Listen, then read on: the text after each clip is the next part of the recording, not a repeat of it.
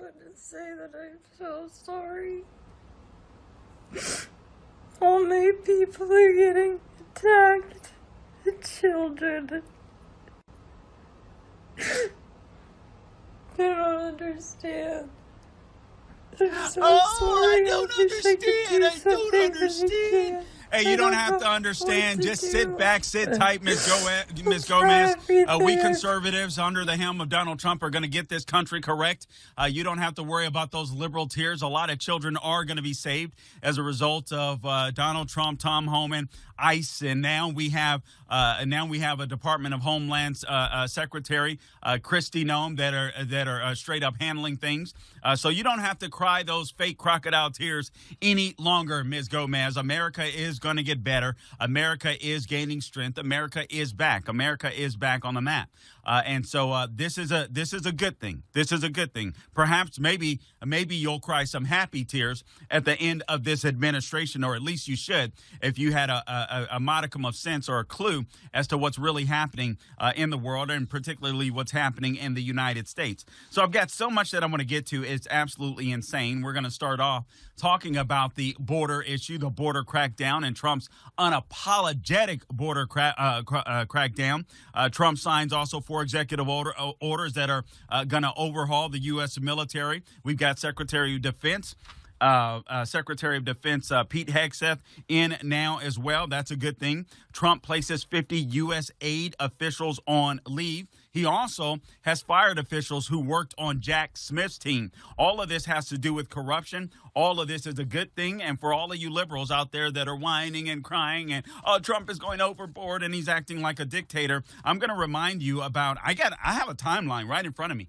Will Republicans impeach Biden? Here's the full corruption timeline. This goes all the way back. This is a column that was written in the Federalist in 2023. So if you guys want to go tit for tat, I literally have a timeline of all Biden's corruption, the Biden crime family corruption. The reason why Biden gave those pardons to his family members isn't because he expected or suspected that Trump would go after his family members. It's because, no, literally, all of you lefties, all of you elite media, I'm assuming if the Federalists could come up with a timeline for all of Biden's corruption going all the way back to November of 2013, when this guy was vice president, when he was enriching his family, I'm sure you guys could have came up with this list too, but you didn't.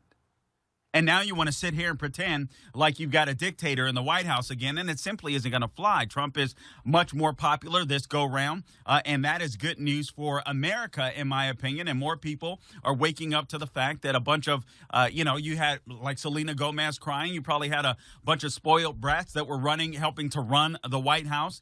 And set policy for the entire United States of America. And look what damage it did. Americans are tired of these out-of-touch elites like Selena Gomez telling us what's good, what's right, what's wrong, when they haven't a clue. This is a young lady that, and listen, I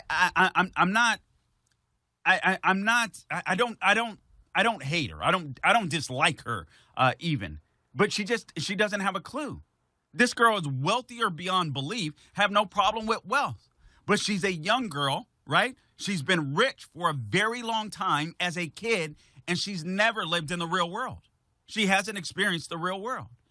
So I'm just sick and tired of all of this nonsense. But here's what I'm not sick and tired of. I'm not sick and tired of Trump winning on the issue of the border. Now, today we've heard that Trump is cracking down in New York City. ICE agents are cracking down. The borders are. Tom Homan is cracking down. You had Kristi Noem out there. Kind of looked like she was going for a photo op moment, all right, with her makeup and hair and all that good stuff. But it's all right. As long as she does the job, that's all that matters. Man, we're going to have some very consequential cabinet nominees this week. Some fights, Tulsi Gabbard, Kash Patel. I actually look forward to those fireworks. I want to see what happens.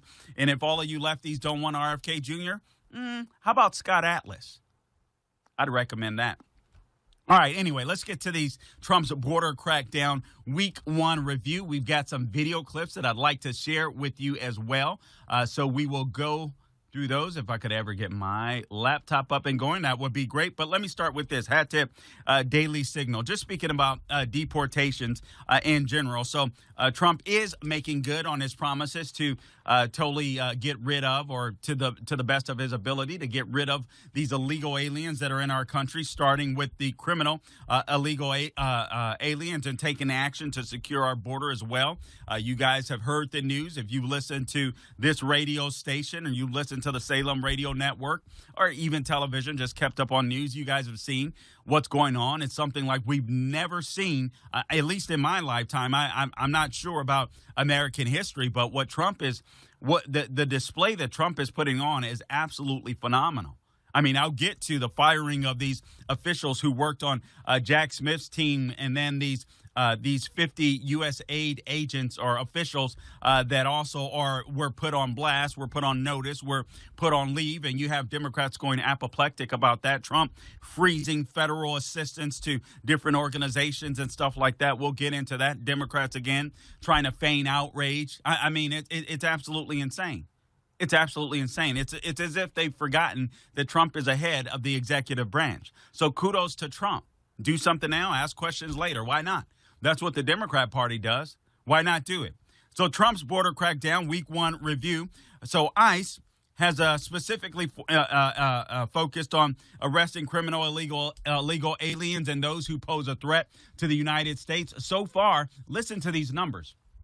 So far, ICE has already made more than 3,500 arrests of illegal aliens in the week since Trump was sworn into office on January 20th. Now, this does not include the New York City crackdown. I'm going to see if we can get some numbers on that, perhaps. I'm not sure, but we'll try by the end of the program. All right, so ICE made 3,500 arrests of illegal aliens. Listen to these stats. This is what Biden could have been doing all along, right? So Biden said he had no control over the border. There was nothing that he could do about it. It was Trump's policies were the reason to blame for the borders, yet he would claim that the border was the most secure under him. Just total hypocrites, total liars, gaslighting the voting public. It was absolutely astonishing to me. But here's the stats. All right, ICE arrested 538 illegals just on Thursday alone. On Friday, they arrested 593 illegals, 286 on Saturday, 956 on Sunday, and a whopping 1,179 on Monday. Now, these numbers are huge and they are impressive, but honestly, they're just a drop in the ocean right now compared to the amount of illegals that have come into our country at the behest or at the invitation of the Biden administration. And I do believe that. I really do believe that with all sincerity. So over the weekend, the Trump administration did direct ICE to ramp up those daily arrests of criminal illegal aliens to 1,200 to 1,500 daily. I saw that Kevin Roberts of the Heritage Foundation suggested that Trump needs about 12,000, I believe, more ICE agents. 12,000 more ICE agents, if I recall correctly, to kick out about 20 million people by the end of his term.